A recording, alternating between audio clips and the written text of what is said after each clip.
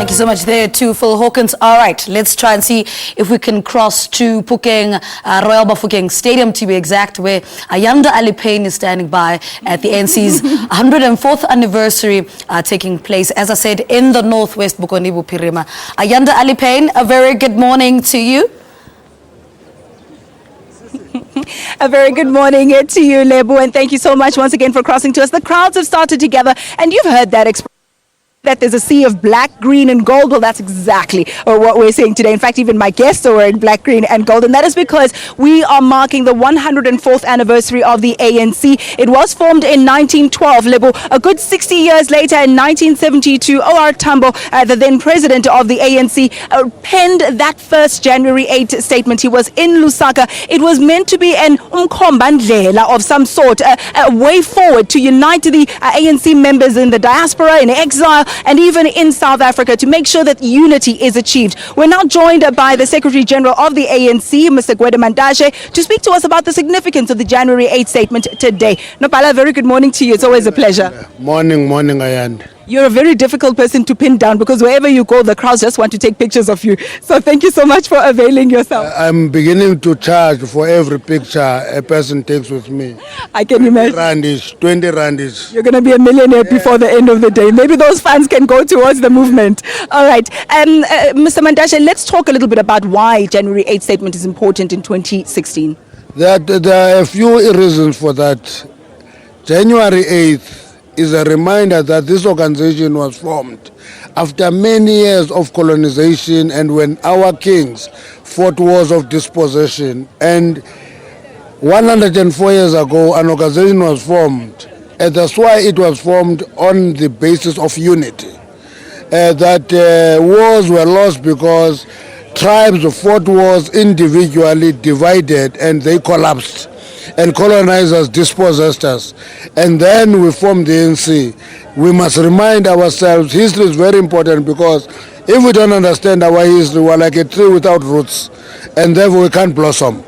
Secondly, January 8th is very important in the sense that it is a way of giving directives and commands for the membership of the ANC. In this January 8th statement, there will be a section that says, these are the tasks of the movement. And it is those tasks of the movement that are actually pointing to the direction that should be taken. ANC supporters and even the detractors, some of them agree on this one principle, that the ANC Yasemandulo is not the same as the ANC of today. That this unity you speak of is just something that's on paper and that is not seen, especially when it comes to succession debates. What would you say about that? Ayanda, when Luthuli was elected the president of the ANC, there were 10 candidates.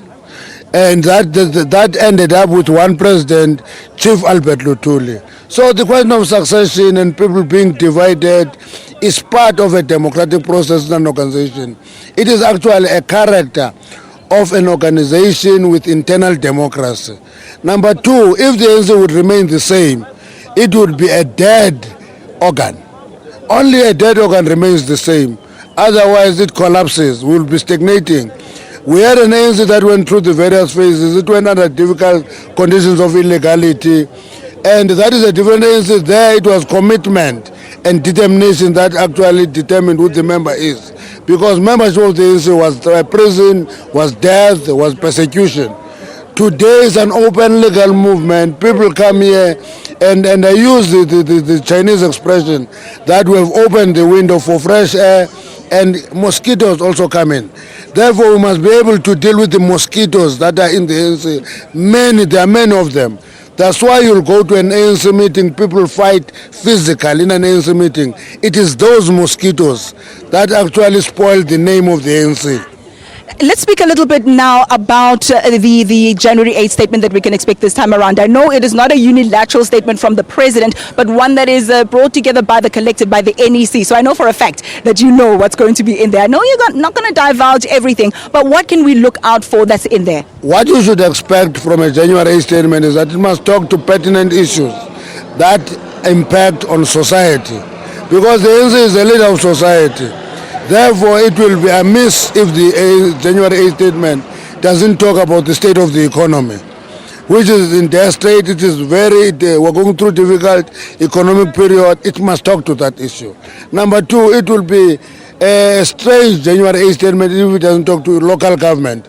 As we go to the local government elections, it will be a strange January 8 statement if it doesn't talk to the issues of education in view of the student protest last year and the hashtag fees must fall.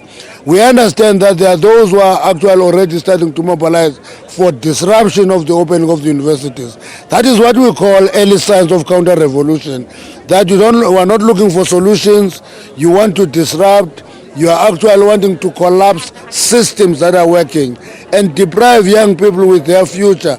It is up to the young people to resist any attempt to disrupt opening of the schools. So if we don't talk to those issues, that January 8 statement is going to be irrelevant. Can we expect anything on the race relations in South Africa? That we've been seeing quite a lot of turmoil over the last few weeks on social media platforms, and some are saying it's a sign that this rainbow nation that we had thought we were was just a fallacy, it was just a dream. We have actually had a very detailed report on this matter. We came to a conclusion that says it would be wrong of us to describe South African society as racist. What we should accept is that there are still die-hard racists in society and they must be isolated and be exposed. And that's what we should do, because it should not be painting everybody with the same brush. And this racism, because there is anger and reaction. You find that people do say many things that should not be said from all sides.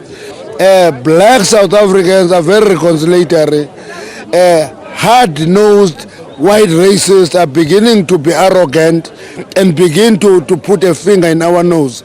And I think this is a dangerous approach, but the nation is not racist. Individualized no racists are in society, and society must isolate them.